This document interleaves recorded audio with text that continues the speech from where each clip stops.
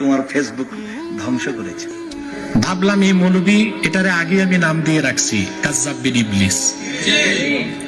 তার কি বলবো, দরকার নাই, কারণ তাকে তো কাফের বলছি আমি।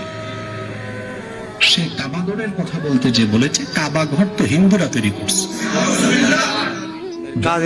কাবাঘর নাকি হিন্দুদের টাকায় নির্মিত। নাউজুবিল্লাহ। এটা কোন আলেম বলতে পারে কাবাঘর হিন্দুদের টাকায় নির্মিত হবে কেন? হয়তো উনি নবী করিম সাল্লাল্লাহু আলাইহি সাল্লামের দাদা আব্দুল মুত্তালিবের নেতৃত্বে, কুরাইশের নেতৃত্বে, কুরাইশের উদ্যোগে যে মসজিদ কাবাঘরের পুনর্নির্মাণ হয়েছে ওইটার দিকে ইঙ্গিত করছেন কিনা। তো সেটা তো হিন্দু না, তারা মুশরিক ছিলেন। আপনি বলেছেন কাবাঘর হিন্দুরা তৈরি করেছে। কাবাঘর হিন্দুরা তৈরি করেছে আমি বলিনি, তোমার ফেসবুক ধ্বংস করেছে। তোমার সাথে যে হুজুর আছে সে হুজুর তার বোকামির পরিচয় দিয়েছে। ও হুজুর হুজুর নয়। আমি বলেছি, জিজ্ঞাসা করা হয়েছিল হিন্দুদের টাকা কি মসজিদে লাগানো যায়? আমি বলেছি যায়। দলিল পেশ করতে থেকেছি। আল্লাহর নবী হিন্দু অমুসলিমদের উপঢকন নিয়েছেন, বুখারী মুসলিম। অমুসলিমদের উপঢকন দিয়েছেন, বুখারী মুসলিম। অমুসলিম মুশরিক হিন্দু মহিলার মশক হতে পানি পান করেছেন, ইহুদি মহিলার বাড়িতে দাওয়াত খেয়েছেন। অতএব হিন্দু হলেই, অমুসলিম হলেই তার টাকা হারাম, এ কথা ঠিক নয়।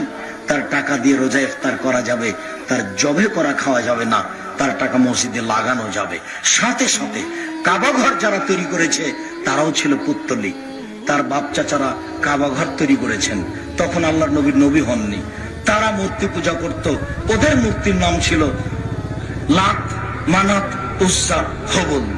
ভারতের হিন্দুদের মূর্তি হচ্ছে সরস্বতী, ভগবতী, কালী, দুর্গা। ওটাও মূর্তি, এটাও মূর্তি। এদেরকে ভারতের হিন্দু বলা হয়। এরাও মূর্তি পূজক, ওরাও মূর্তি পূজক।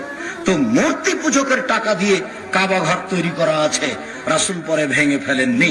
অতএব হিন্দু হোক আর মূর্তি পূজক হোক, তাদের টাকা মসজিদে লাগানো যাবে, এইটা কথা।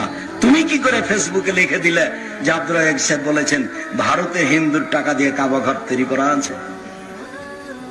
তোমার মাথাতে এই বোকামি কে চাপালো? তুমি ফেসবুককে হাইকোর্ট জজকোর্ট মনে করিও না, তোমার পা ফেঁসে গেছে।